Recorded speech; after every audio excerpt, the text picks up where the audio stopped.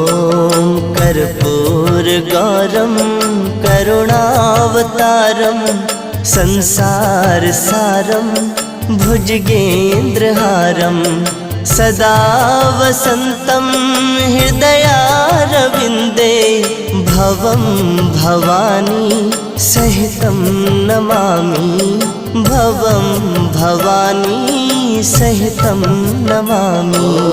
कर्पूरगौरं करुणावतारं संसारसारं